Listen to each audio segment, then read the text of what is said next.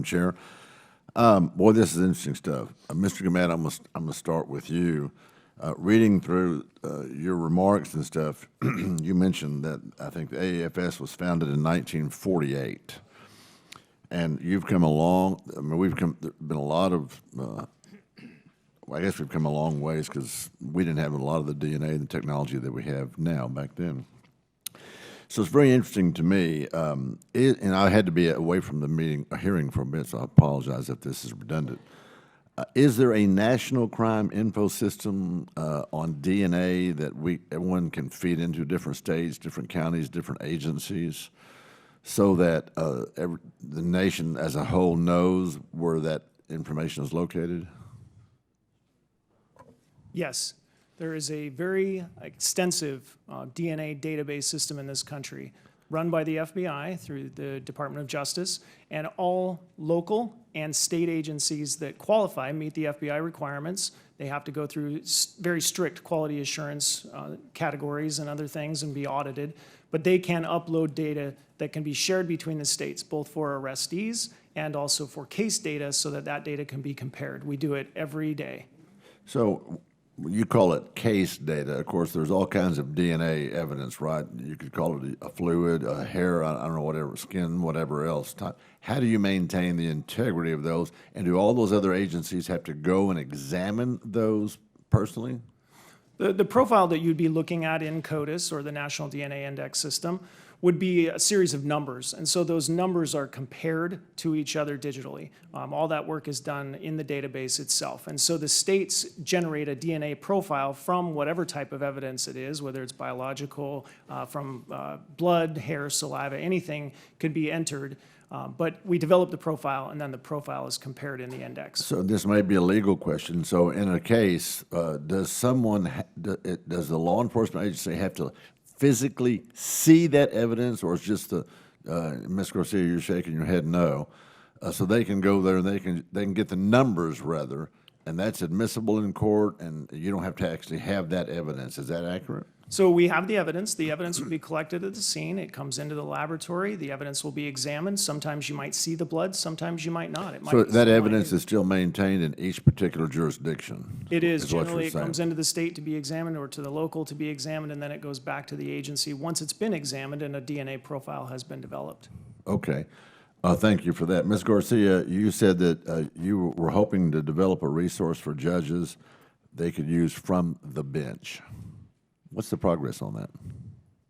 So right now we're just starting to outline it. We just got funding to do this, so our fiscal year starts September 1. We're developing that, and hopefully we'll be able to share it with other states when it's done. Congressman Posey read an interesting statement from his sheriff. What did you think about this sheriff's statement? I understand that perspective. There are many members of law enforcement in our state who would share that. For someone who is out in a rural area with not much support, what's going on in Washington is very, very far away from the reality of what they have to contend with day in and day out. So we've made a special effort to work with law enforcement in more rural jurisdictions to make sure that whatever policy initiatives we envision from Austin, which also feels far away for some jurisdictions. I spent 4 years there. Yes. That those are doable, achievable for smaller agencies. And they will tell us when we are off course, and we will do our best to make course corrections. Is there, and this is a question, and I have about 40 seconds left, is there one particular entity that sets the standard for, call it whatever you want, forensic? My son's in FBI. I think he deals with forensic data from financial crimes and stuff. So I know forensic is kind of a broad term, I guess, but in forensic data, if it's DNA and all those kinds of things, who sets the standards so that forensic people are qualified? Who does that? Ms. Ballou, you're awful quiet.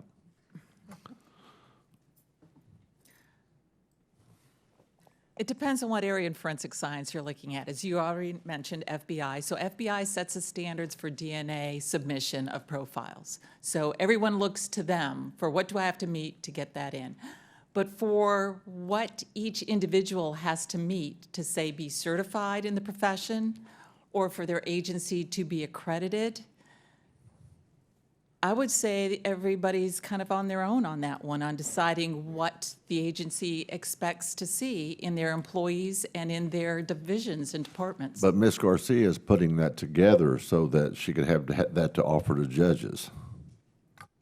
I did want to make a comment. In Texas, you must. You looked like you did.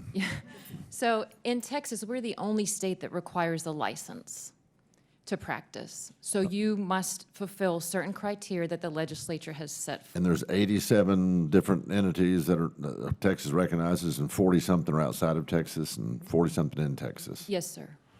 Okay. I'm way over my time. Thank you for your indulgence. Thank you, Madam Chair.